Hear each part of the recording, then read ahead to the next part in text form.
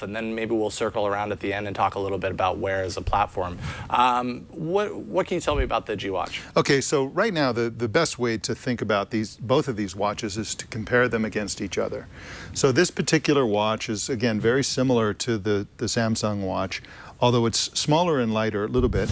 It's 1.8 by 1.5 by 0.39 inches, okay, 1.3 ounces, which is very light. It's almost an ounce lighter than the Samsung watch. It has a 9-axis sensor, so you notice that what happens is you see, if you look at this, if I put my hand over it, I put it to sleep, right? Mm-hmm. So you see how it's black and white, but if I put it down and then bring it back up, it lights up and it can accept commands when I say, "Okay, Google, what's the weather outside?"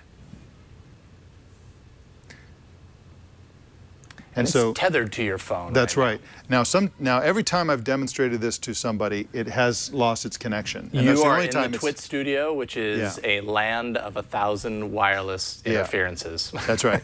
So there's another interesting feature about this, which people don't really, it's writing down everything that I'm saying here. I put it to sleep and then go back to 0. But you can actually use this without voice by simply tapping it.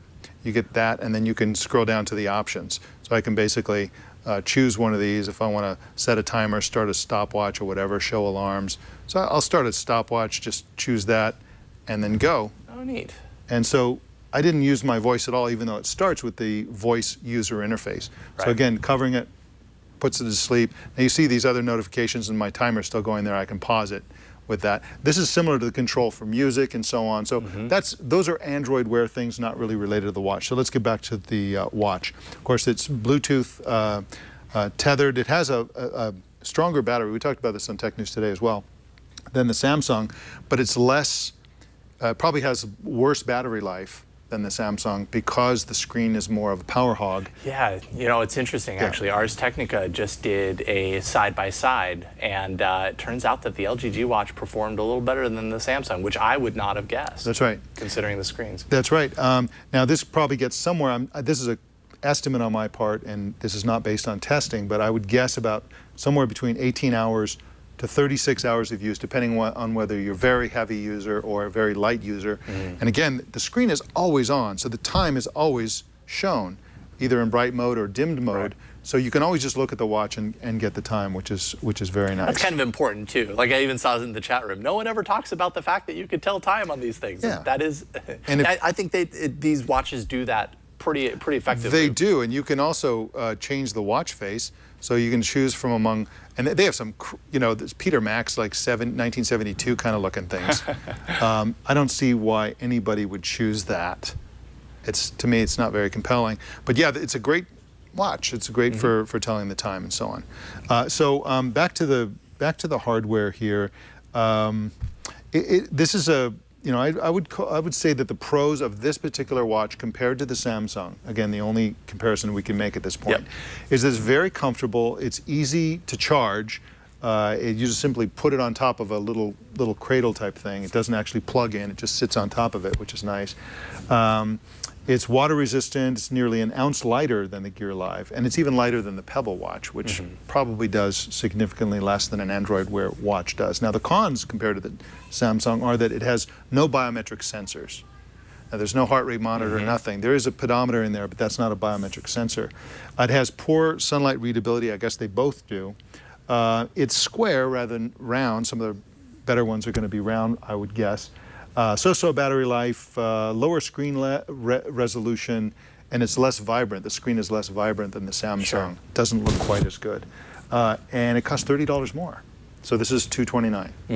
And so those are the pros and cons of this particular watch, the LG G Watch. Okay, I'll run through the Gear Live, and then we can kind of give our try, buy, don't buy. So this is the Samsung Gear Live. It looks like, you know, it looks a lot like their recent kind of incarnation of Galaxy Gear watches for the most part, but this, of course, is running Android Wear. It's 1.2 gigahertz quad-core Snapdragon 400, 1.63-inch 320 by 320 AMOLED display. So that actually means that when it's in low power mode, all it's doing is lighting up these pixels. It's not blocking out the dark pixels. So in essence, that should be better for your battery life. This is what the Moto X does with active notifications. 4 gigs of storage on board, although right now it's kind of hard to think about how you'd fill up 4 gigs, but I'm sure at some point that will be a reality.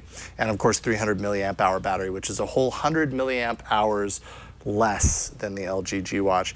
You can kind of see the design, right? Like it has the chrome edges, which I actually kind of like, although the design is a little chunky. You have to be okay with that. It actually works on my wrist. I would say that it feels super comfortable and not too overly large on my wrist. I don't feel like I'm wearing a weight when I'm wearing this, but I would imagine if you have smaller wrists, smaller hands, it might stick out just a little bit more.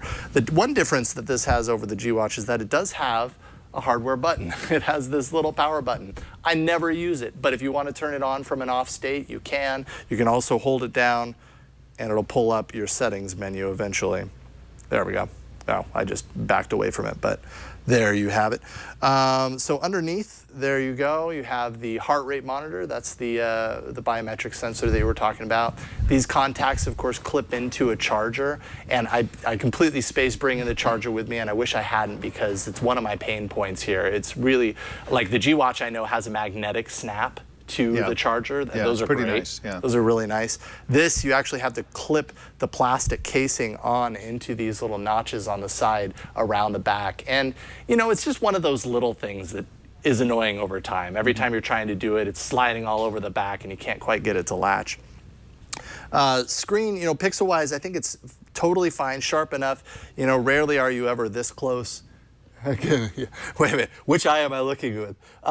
Rarely are you ever this close, so it doesn't matter if you can see the pixels as far as I'm concerned. And like you said, good saturation on this style of screen. Though, again, common complaint, not bright in daylight. When you get out in daylight and you try and turn on the screen and really read what, you know, see what you're looking at, it's really hard to tell. Battery for me lasted around 1.5 days. That's good or bad depending on how you look at it, right? Yeah. That's good if you're comparing it to your smartphone, which is just get me through a day of normal use or even heavy use, get me to the end of the day where I'm always gonna charge it late at night anyways. So, and that's kind of me.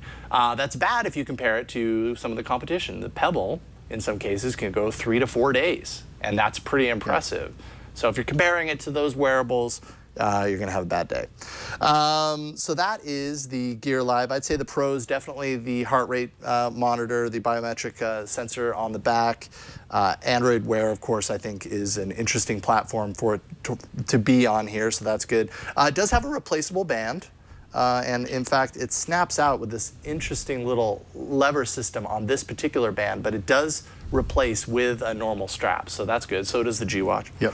And then cons, you got to have kind of a larger wrist to wear it. Battery charging, of course. Battery performance, depending on how you define it for a wearable, and hard to see in daylight.